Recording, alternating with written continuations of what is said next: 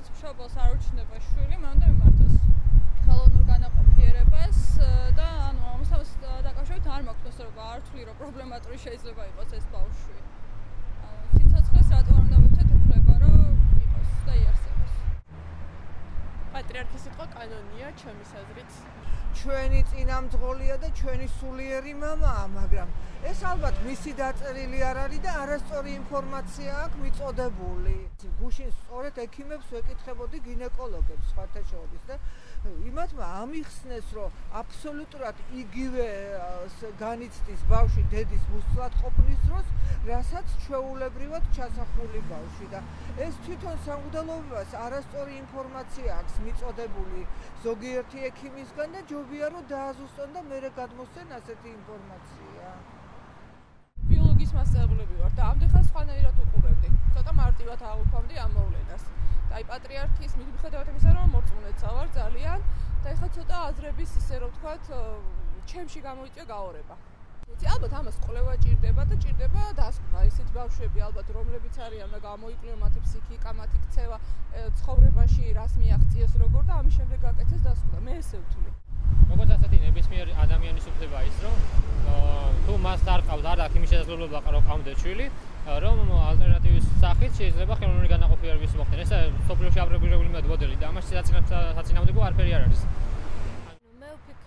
პატრიარქს, რომელსაც ენდობა მოსახლეობის უმრავლესობა, რომელიც წლებია გამოკითხვების მიხედვით არის პირველი ადამიანი, რომელსაც ყველაზე მეტი მიმდევარი ყავს საქართველოში, ესეთი კრიტიკული განცხადებებისგან თავს უნდა იკავდეს, იმიტომ რომ შობის ღამეს ამ ძალიან ისეთ თბილ დღესასწაულზე ძალიან ბევრ დედას ჩემი აზრით და შეიძლება ახალგაზრდა ბავშვსაც ატკინა გული.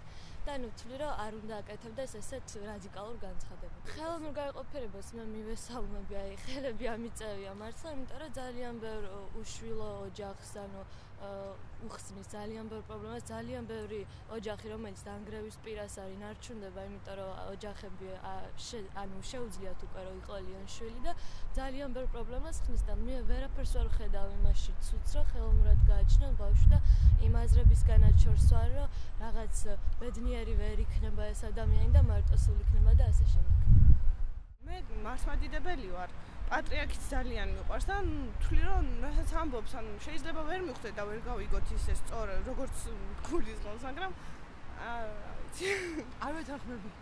ანუ აღშფოთებული ვარ და მივიჩნევ, რომ ძალიან არასამართლიანი განცხადებებით იყო გაშღენთილი მთელი ეპისტოლე. ჩემი აზრით, რაც პატრიარქმა ილაპარაკა, არ ვეთანხმები საერთოდ, იმიტომ რომ ძალიან ბევრი ოჯახია, ვისაც ასე რომ ვთქვათ, შვილი უნდა, ეს ყველას უნდა თქონდა და არ აქვს იმის საშუალება, რომ საშუალება კი არა და რა ქვია, შესაძლებლობა რომ თვითონ გააჩნიოს, ასე რომ ჩემი აზრით მეცნიერება წინ წავიდა და იმიტომ წავიდა, რომ ადამიანებს ანუ გაუადვილოს ცხოვრება, ასე რომ ვთქვათ. და მეც ძალიან ბევრს ვცნობ ჩემს ახლობლებს, ვისაც ყავთ ესე სუროგატიც არა, რა ქვია იმას, ხელოვნური განაყოფიერებით შვილი და არ ვეთანხმები იმას, რომ ვთქვათ უსიყვარულოდ გაიზრდებიან და ასე შემდეგ. ყოველად გაუმართლებელი განაცხადია. არც შემთხვევაში არ უნდა ეთქვას. განსაკუთრებით აქცენტი არ უნდა ყოფილიყო ბავშვებზე, შეიძლება და ხელოვნურ განაყოფიერებაზე როგორც ასეთი ეთქვა რა, მაგრამ ბავშვებზე არ უნდა ყოფილიყო. პატრიარქის საუბარზე პირი დაიბანონ, ხელი დაიბანონ და მასზე ხმის ამოღება არ გაბედოს ვერავინ. იმიტომ რასაც ლაპარაკობს, ის იყურება აქ კი არა, იყურება წინ. მაგის ანაპიროვნება მე აგერ დავბერდი კალისტრატეს წინცაზე მახსოვს და საქართველოს სტალინის მერე არ ყოლია, გინდა ისე და გინდა ასე.